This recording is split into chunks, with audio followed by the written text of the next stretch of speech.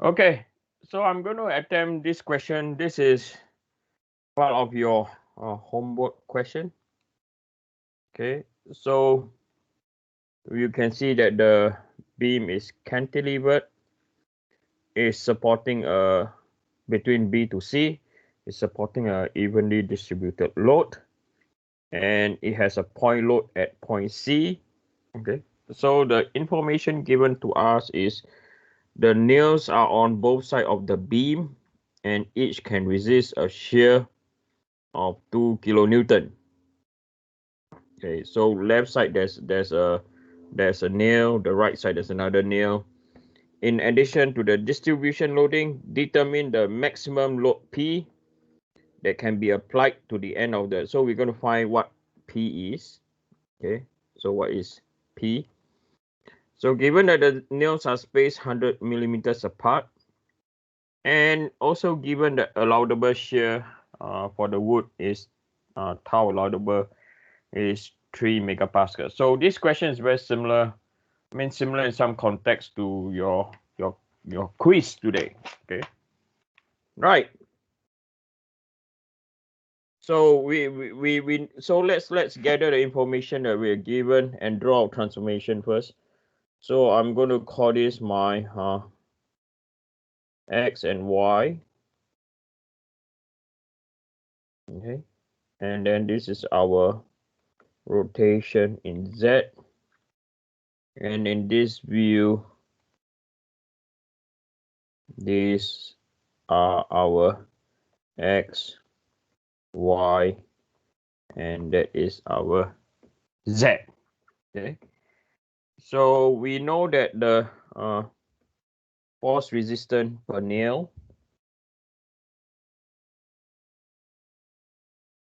right, we know that our force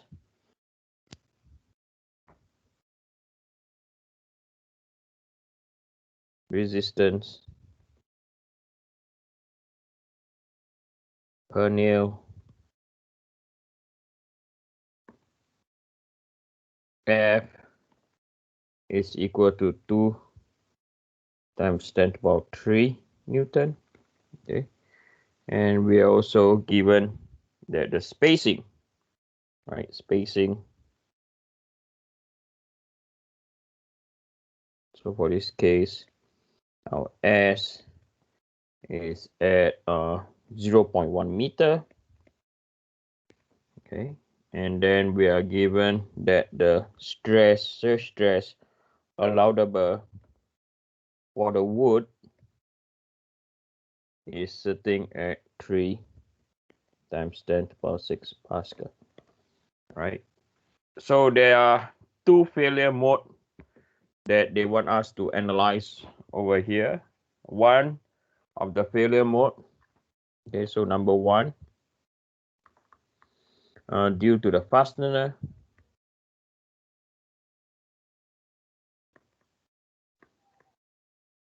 Right.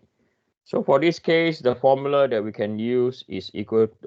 We can use the shear flow Q is equal to F over S. Okay, so it's equal to Vy over Izz multiplied by moment, first moment of area about Z. Okay, so that's fastener. Come on, UJ.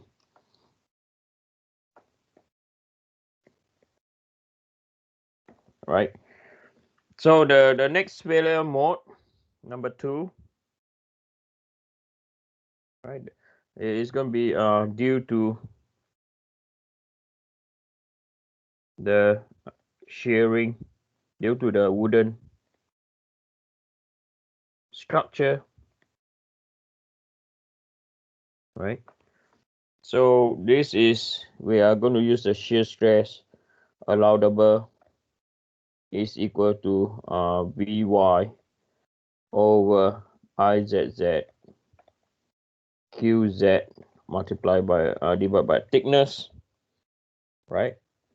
So rule number one is what we say: Vy, Izz are constant. Yes or no? Right.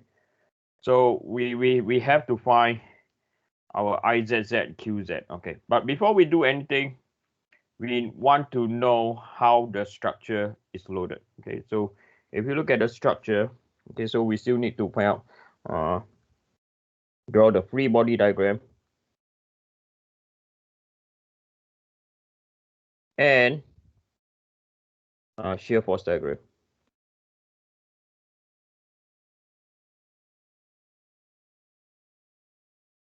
Now, from the shear force diagram, there we can find what is our Vmax.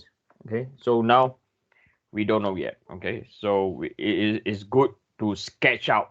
Okay, like today's question, right? You're given a structure, you have to sketch out the shear shear diagram, shear force diagram. Then you know how to find the loads or not if you can't. Okay, so let's look at our structure first. Okay, so our structure is a cantilever beam. So I'm going to sketch a cantilever beam. So this will be my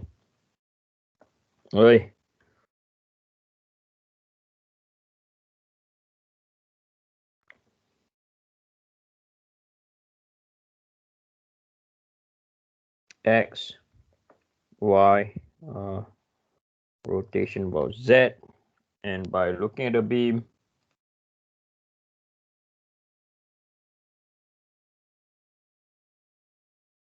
all right, so this is our point A, our point B, now point C, and we're given a load over here P, right?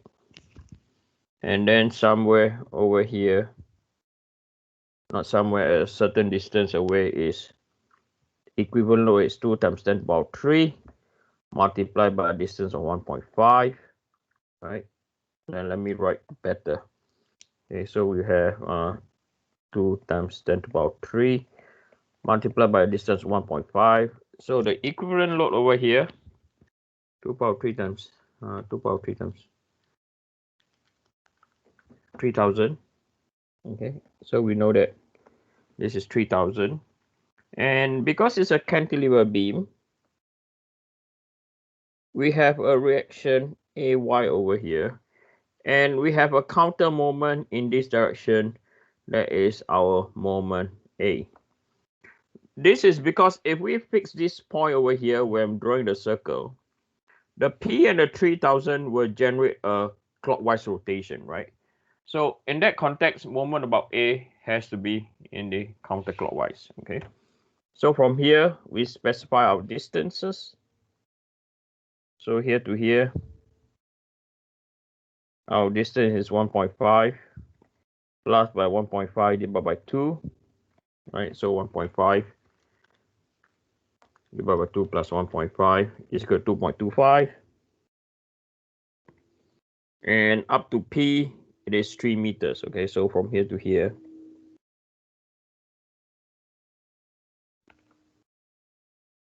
this is 3 meters.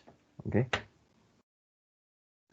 right. So the first thing we're going to do is we're going to find AY. Okay, I don't think we need to find moments for this case because we are not given normal stresses, right? So ignore the moment then. But that's how you construct your free body diagram.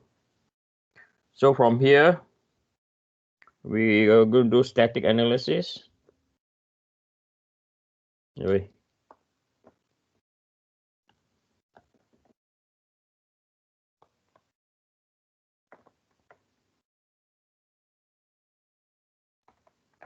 Right, so positive is going up, so you have AY minus 3000 minus P, the whole thing is equal to 0. So we know that AY is equal to 3000 plus P, right? So from here we can form our we can sketch our shear flow shear force diagram. Okay, now I'm going to teach you something extra is how to form the equation. Okay, let me teach you something more. Okay, is how to form the equation of the shear force, equation. Okay, so if we would go form the shear force equation,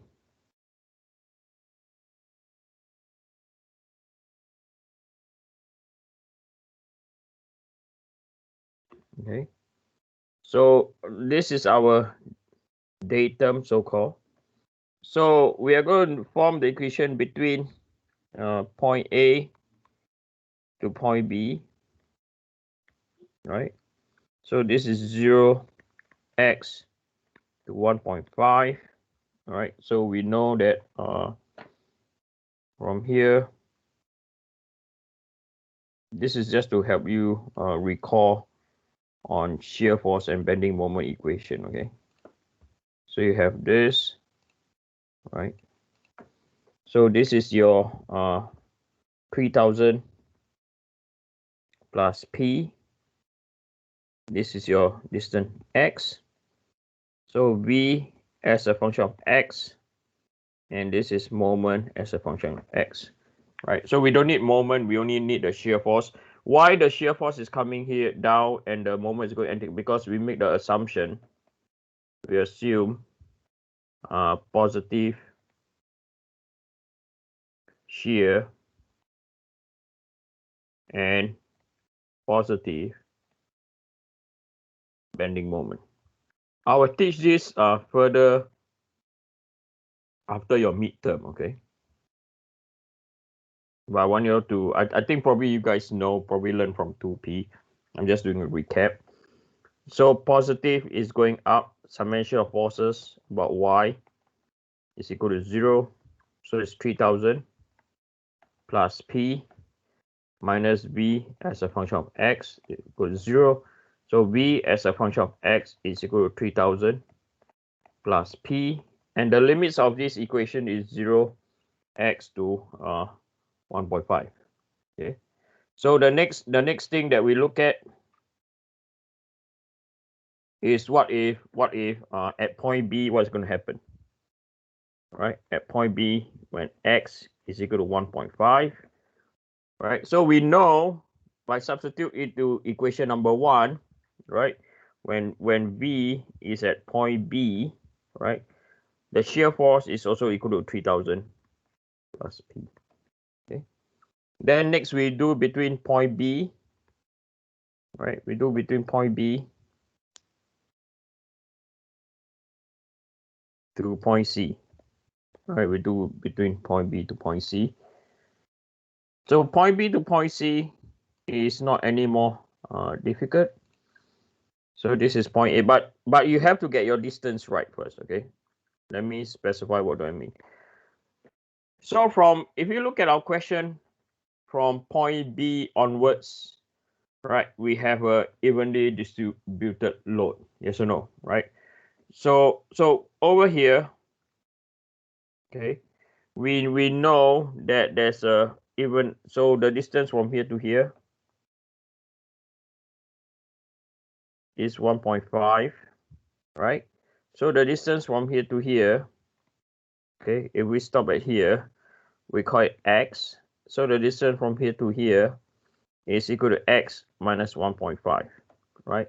So the load that's coming down over here is equal to 2000 multiplied by x minus by 1.5, right? And the distance from here to here is x minus 1.5, and then you divide by 2, okay? So because we are not interested in the moment, we only interested in shear stress, so it's straightforward. So this is V as a function of x, moment as a function of x. I beg your pardon, I should write the limits, 1.5 x to 3 meters. Okay.